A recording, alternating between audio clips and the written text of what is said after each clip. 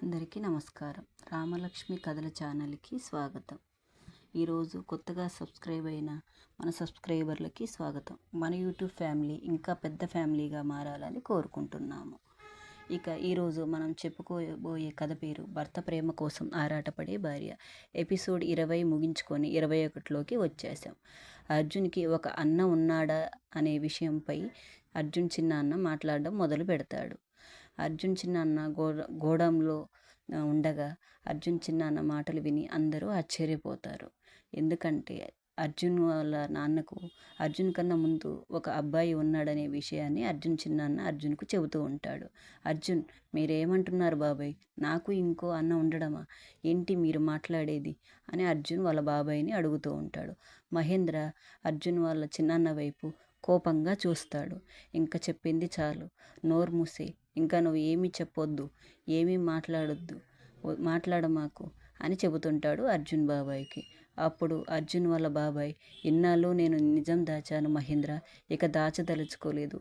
అన్ని నిజాలు అర్జున్కి చెప్పేస్తాను, ఇంకా నేను ఏమీ దాచను అని చెబుతూ ఉంటాడు. అప్పుడు అర్జున్, చెప్పు బాబాయ్, అన్న ఉన్నాడా, ఎక్కడా అని అడగగా అర్జున్ చిన్న అన్న 20 సంవత్సరాల వెనక్కి వెళ్ళిపోతాడు. రాఘవ్ గారికి నువ్వు పుట్టకముందే ఒక కొడుకు ఉన్నాడు బాబు అని చెబుతాడు అర్జున్కి. అప్పుడు అక్కడ ఉన్న వాళ్ళందరూ షాక్ అవుతారు. ఆ మాటలకు అర్జున్, ఏంటి చిన్న అన్న, నాకు ఇంకా అన్న ఉన్నాడా? అవునా, చెప్పు ఎక్కడున్నాడు అని అడుగుతాడు. అంటే అర్జున్కి అన్న ఉన్నాడు. అప్పుడు చిన్న అన్న తల ఊపుతాడు. అవును బాబు, నీకు అన్న ఉన్నాడు. నీకన్నా ముందు పుట్టిన ఒక అబ్బాయి ఉన్నాడు మీ నాన్నకి అని అడుగుతుంటాడు. అయితే ఆ అన్న ఎక్కడ అని అర్జున్ అడగ, ఆ బాబు 5 ఏళ్ల వయసులో ఉన్నప్పుడు ఒక జాతరలో తప్పిపోయాడు, ఎంత వెతికినా దొరకలేదు అని అర్జున్ చిన్న అన్న అర్జున్కి చెబుతూ ఉంటాడు. ఆ మాటలకు అర్జున్ చాలా బాధపడతాడు. కళ్ళలో కన్నీళ్ళు కూడా వస్తుంది. అప్పుడు అర్జున్, అమ్మ నాన్న నువ్వు నాకు ఈ విషయం ఇప్పటి వరకు ఎందుకు చెప్పలేదు చిన్న అన్న అని అడుగుతుంటాడు అర్జున్. మహేంద్ర అసలు కుట్ర మొదలవుతుంది ఇక్కడ. మహేంద్ర నవ్వుతూ అర్జున్ బాబాయ్తో, ఇంకా ఆపే, నువ్వు ఏమీ చెప్పమాకు అంటూ అర్జున్తో ఇలా చెబుతాడు. ఎందుకంటే ఆ బాబు దొరికితే మొత్తం ఆస్తి ఇద్దరికి పంచాల్సి వచ్చేది అని అంటాడు. ఆ మాటలకు అర్జున్ షాక్ అవుతాడు. సిరి మహేంద్రతో, అంటే ఆస్తి కోసమే ఇన్ని ప్రాణాలు తీశారా మీరు అని అడుగుతుంది మహేంద్రని. అప్పుడు మెల్లిగా ఆ గోడంలో ఉన్న మనుషుల చుట్టూ పోలీసులు చేరుకుంటారు. మహేంద్రను ఎలాగైనా పట్టుకోవాలని ప్రయత్నిస్తుంటారు. మహేంద్ర మనుషుల చుట్టూ పోలీసులు చుట్టుముడతారు.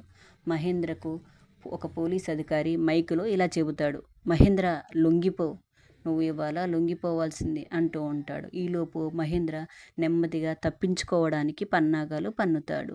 అతని చేతిలో బందీగా ఉన్న అర్జున్ చిన్నాన్నని అదునుగా చేసుకొని తప్పించుకోవాలని ప్రయత్నిస్తుంటాడు. ఇంతలో సిరి అతనితో మాట్లాడుతుంది. మీరు ఎంత పారిపోయినా, ఏ నిజాన్ని దాచాలనుకున్నా ఏ నిజం దాగదు మహేంద్ర అని సిరి ధైర్యంగా మహేంద్రతో మాట్లాడుతుంది. అలా సిరి మహేంద్ర మాట్లాడుతూ ఉండగా అప్పుడు మహేంద్ర, నిజం గెలిచేలోపు మీ జీవితాలు ఓడిపోతాయి, మీకు రక్షణ లేకుండా పోతుంది, మీరు ఎక్కడ పోయినా ఎక్కడ బతకలేరు అని మహేంద్ర సిరిని బెదిరిస్తూ ఉంటాడు. వాళ్ళిద్దరూ మాట్లాడుతూ ఉండగా మహేంద్ర దృష్టి మరలిన సమయంలో విక్రమ్ మెల్లిగా వెనక నుంచి వచ్చి అర్జున్ బాబాయ్ని విడిపిస్తాడు. అలా విక్రమ్ అర్జున్ బాబాయ్ని కాపాడుతారు. అర్జున్ వెంటనే అర్జున్ చిన్నాన్నని తీసుకొని సురక్షితంగా బయటకు తీసుకొస్తాడు. మహేంద్ర పరారీ అవ్వడానికి పన్నాగం పన్నుతూ అతని దగ్గర తెచ్చుకున్న పొగబాంబులను పోలీసుల మీదకు, గోడంలో ఉన్న మిగతా అందరి మీదకు విసురుతాడు. ఆ పొగబాంబుల వల్ల పొగ చుట్టూ వ్యాపిస్తుంది. పొగ తగ్గేలోపే మహేంద్ర అక్కడ నుండి తప్పించుకోవడానికి ప్రయత్నం చేస్తూ ఉంటాడు. అతను మెల్లిగా తప్పించుకుంటాడు. ఒక కొత్త ఆధారం ఇక్కడ ఉంటుంది. అర్జున్ చిన్న అన్న అర్జున్ చేతికి ఒక పాత లాకెట్ పెడతాడు. అర్జున్ చిన్న అన్న, నీ అన్న మెడలో ఇలాంటిదే చిన్నప్పుడు ఒక లాకెట్ ఉండేది, చూడు అర్జున్ అని చెప్పి అర్జున్కి ఇస్తాడు.